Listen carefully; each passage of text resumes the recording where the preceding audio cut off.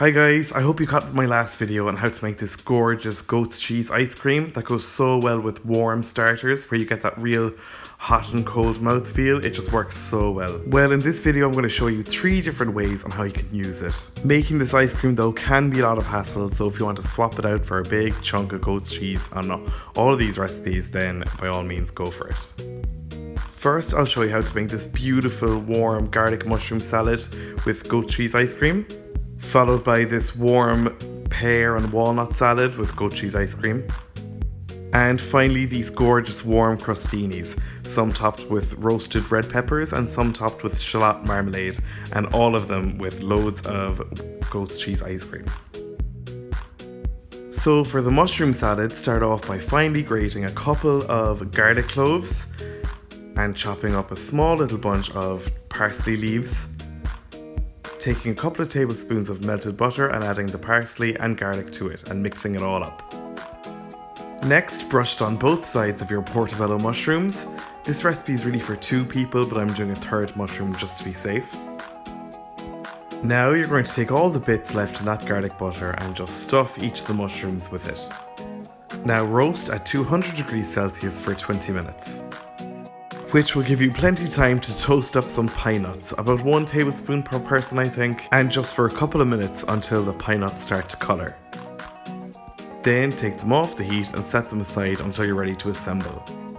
To do this, you just add a good handful of rocket lettuce to each plate, a good sprinkling of capers, some pine nuts, before adding the beautiful garlic mushrooms. I didn't add any dressing here because these mushrooms do seep out a lot of water and there'll be melted ice cream as well, and that's dressing enough. Add a small scoop of goat's cheese ice cream on top of each mushroom and just watch them melt into each other. It is such a beautiful thing. Now just enjoy, but just make sure to have the mushrooms really piping hot when you tuck in. Now take 4 pears for your warm pear and walnut salad. I'm using these conference pears and I'm aiming for about 2 pears per person. Don't bother peeling them, but cut each pear in quarters and then remove the core from each quarter. Then set your quartered pears to one side while you make your dressing. First though, you should let about a tablespoon of butter melt in a frying pan over a medium heat and cover it with about a tablespoon of olive oil so that it won't burn. Now mix your dressing in a clean jar and add about 2 tablespoons of olive oil, followed by 2 tablespoons of honey and 2 tablespoons of balsamic vinegar, a good pinch of salt, and about a teaspoon of Dijon mustard. Now give that all a really good stir and clamp the lid on and give it a good shake. By now your butter should have melted, so go ahead and add about a tablespoon of honey. This will really help the pears to caramelise. Next, go ahead and add those pears and give them a good toss to make sure they're all slicked with the oily mixture. Add a little bit of sea salt flakes and toss again, just a pinch. Next, add about 100 grams of walnut pieces and stir all that up as well. Cook these over a medium heat until the pears start to go really brown, making sure you stir occasionally. Now plate up with a small fist of rocket or arugula, followed by that gorgeous caramelized pear and walnut mixture. Now add the cold ice cream to the warm fruit and let them melt together. Give a little drizzle of that honey balsamic mustard dressing you made earlier. And then just tuck in. The goat cheese goes so well with the warm fruit here, it is just epic. As was the really cool hot and cold feeling. To make the crostini, start off by taking a French baguette and cut it at a really sharp angle. Take the slices and drizzle in about 2 tablespoons of olive oil, toss them around in the tray and roast at 200 degrees Celsius for about 20 minutes or until they go really golden brown and crunchy.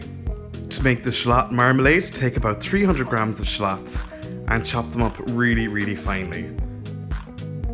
Then melt about 2 tablespoons of butter in a frying pan and add the shallots with 1 tablespoon of dark brown sugar. Mix that all up really well before you leave it for about 10 minutes to caramelize, stirring very occasionally. So after 10 minutes, once it's taken on a nice brown colour, give it 1 more stir before adding 125 milliliters or half a cup of red wine vinegar, followed by 250 milliliters or 1 cup of red wine. Bring this mixture to the boil before you turn down the heat and allow it to simmer for about 20 minutes or until it goes really thick and syrupy. As that's simmering, take 2 red peppers and chop them pretty finely. Add them to a roasting tray and drizzle with about a tablespoon of olive oil, followed by a good pinch of sea salt flakes, a little pinch of sugar, and about a tablespoon of balsamic vinegar. Give that a quick mix until everything is nice and coated, and then roast at 200 degrees Celsius for about 20 minutes as well. By now your toasts should be ready, so take them out of the oven and let them cool slightly until you can handle them. Then take half a clove of garlic and rub the cut surface on one side of each of the toasts. And set aside someplace warm. This will give such a nice subtle garlic taste to the crostini. Once your marmalade has thickened really nicely, go ahead and season it with a pinch of salt and a pinch of black pepper and mix that all up and it's ready to serve.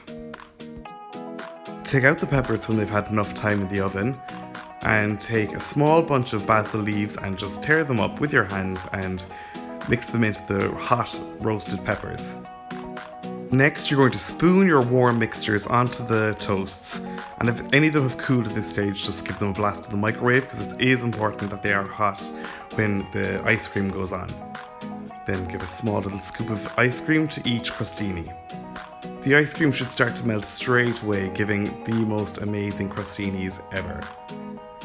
Thanks a million for watching, guys. If you liked this video, I'd love it if you gave me a like and subscribe below, and in the description I'll put a link to the video where I made the goat's cheese ice cream, and you'll find all the links to my social media accounts, so check me out over there, and you'll also find the link to my blog where you'll find all the recipes here at www.rookiecook.org.